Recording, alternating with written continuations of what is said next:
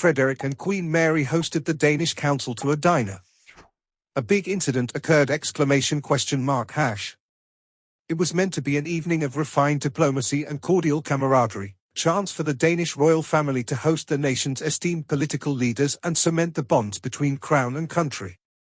But what unfolded behind the gilded doors of the Grand Palace dining hall was anything but a harmonious affair, as simmering tensions between King Frederick, Queen Mary, and the members of the Danish Council exploded in a spectacular display of political theatre that has left the kingdom reeling.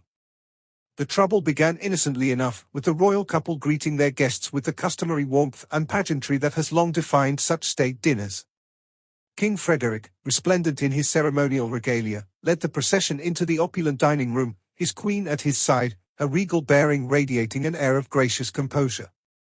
But as the first course was served and the conversation began to flow, it soon became clear that all was not well beneath the surface.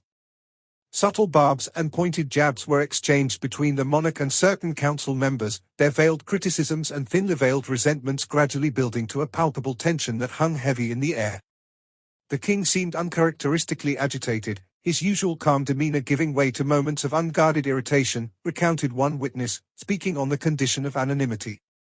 You could feel the temperature in the room rising with each passing minute. And then, like a lightning bolt cutting through the evening's elegant veneer, the proverbial dam burst. It began with a heated exchange over the government's proposed budget cuts, with the king vehemently defending his position even as the council members grew increasingly vocal in their opposition. "How dare you question the wisdom of the crown?"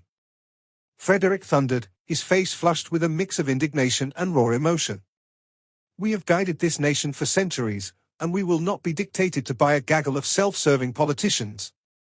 The Queen, in a rare display of public discord, attempted to interject, her placating gestures and soothing words doing little to quell the rising storm.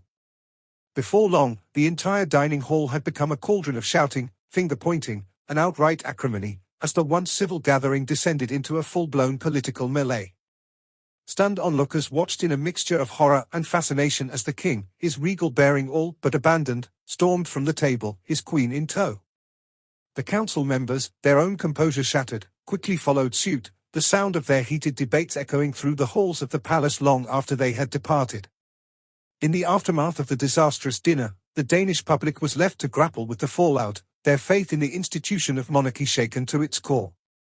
Editorials and opinion pieces flooded the nation's newspapers, with many citizens expressing a deep sense of disappointment and disillusionment with their erstwhile revered leaders.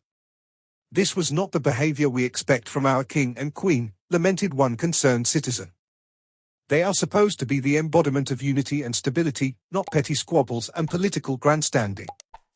Others, however, saw the incident as a long overdue reckoning, chance for the monarchy to confront its own shortcomings and reassess its role in the modern Danish landscape. For too long, the royal family has operated in a bubble, insulated from the realities facing the rest of the country, argued one outspoken columnist. This dinner debacle is a wake-up call, a stark reminder that the crown must adapt and evolve if it hopes to maintain its relevance and legitimacy. As the kingdom grapples with the fallout, King Frederick and Queen Mary have retreated behind the palace walls, their once public personas now shrouded in an air of uncertainty and vulnerability. The future of the Danish monarchy hangs in the balance, with many wondering whether this latest scandal will prove to be a mere hiccup in an otherwise storied reign, or the first tremors of a seismic shift that could forever transform the very fabric of the nation. One thing is certain, the events of that fateful dinner will long be seared into the collective memory of the Danish people, a cautionary tale of the perils of hubris and the fragility of the crown when confronted with the unforgiving glare of public scrutiny.